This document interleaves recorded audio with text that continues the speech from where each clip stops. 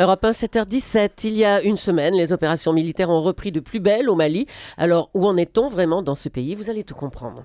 Ça fait 3 semaines maintenant que les groupes islamistes armés refont parler d'eux au Mali, obligeant même l'armée française, appuyée par des soldats maliens et des soldats de l'ONU, à lancer une opération militaire, l'opération Hydre. C'était donc dimanche dernier. Bonjour Pierre Servan. Bonjour Thomas Soto. Vous êtes expert en stratégie militaire et spécialiste des questions de défense. Ce regain de tension au Mali, ça veut dire quoi? On a cru un peu trop vite que la guerre était finie, qu'elle était gagnée? Oui, effectivement, la bataille de reconquête du Mali a bien été gagnée par les Français et les Tchadiens, mais la guerre contre le djihado-terrorisme, elle n'est pas finie et on en a pour longtemps. Est-ce que ça veut dire par exemple que Tombouctou, la capitale, peut retomber entre les mains des islamistes? Non, alors je ne pense pas. Donc, surtout la capitale Bamako, qui elle est vraiment tout à fait à distance. Non, mais mais comment dirais-je? Non, parce que justement, les opérations militaires qui sont engagées sont destinées à empêcher les groupes de combat djihadistes de se reformer. C'est pour ça qu'il y a cette grosse opération en ce moment.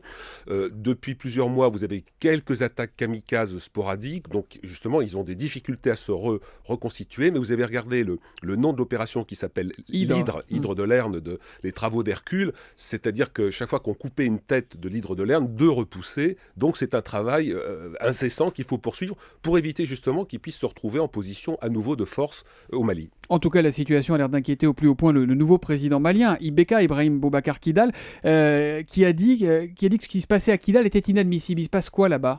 Alors c'est effectivement un des problèmes du Mali, c'est la tension entre les Touaregs du nord et l'armée malienne. Vous savez qu'il y a eu un accord entre les Touaregs et Bamako. C'est cette éternelle tension entre les Touaregs à couleur claire et les Noirs du Sud qui ont été esclavagisés par les Touaregs. Un accord a été passé, mais il n'empêche que les troupes maliennes qui sont présentes à Kidal, elles sont en quelque sorte encerclées dans leur caserne, elles n'arrivent pas à sortir, donc il demeure encore des tensions. C'est pour ça que dans ce dossier, il faut à la fois frapper les résurgences des djihadistes et en même temps tout faire, et la France s'y emploie avec d'autres pays, pour qu'il y ait véritablement réconciliation, développement, processus politique. Et sur ce plan-là, il y a plutôt des points positifs sur le plan du processus politique, puisqu'il va y avoir des élections législatives très bientôt. Oui, c'est ça, il y a un contexte politique qui est important là-bas. Élections législatives dans moins d'un mois, le 24 novembre. Voilà, exactement. Après la présidentielle qu'on annonçait difficile, ratée du mois d'août, et qui s'est très bien passée. Donc des points positifs, mais je dirais que la France, la communauté internationale, surveille tout ça comme le lait sur le feu. Ce sont des processus de long terme. Il y aura d'autres opérations militaires demain et après-demain. Et il faut bien voir qu'il n'y a pas que le Mali qui est concerné, c'est toute la zone du Sahel. Vous avez encore des métastases djihadistes qui sont présentes. Alors, le colonel Gilles Jaron, porte-parole de l'état-major des armées françaises, a annoncé quand même qu'il s'agissait d'une opération de grande ampleur. Ça veut dire que les problèmes sont sérieux. On a l'impression qu'il y a un peu deux langages. Il y a les militaires d'un côté qui disent ça, et puis il y a le ministre de la Défense, Jean-Yves Le Drian, qui dit c'est du contre-terrorisme, il ne faut pas dramatiser, il ne faut pas s'affoler.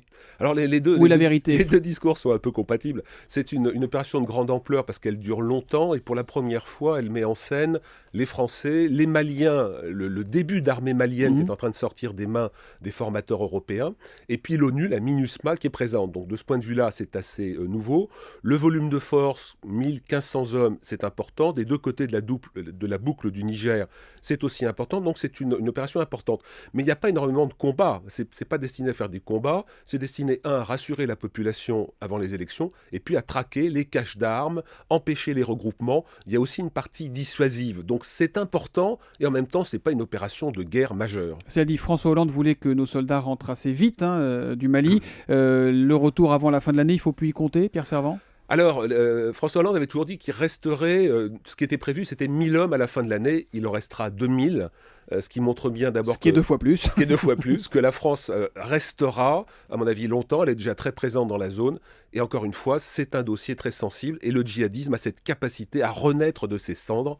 On l'a vu notamment en Afghanistan. Merci Pierre Servan. Je rappelle que vous êtes expert en stratégie militaire et spécialiste des questions de défense. Merci d'être venu nous expliquer un peu mieux ce qui se passe dans ce Mali.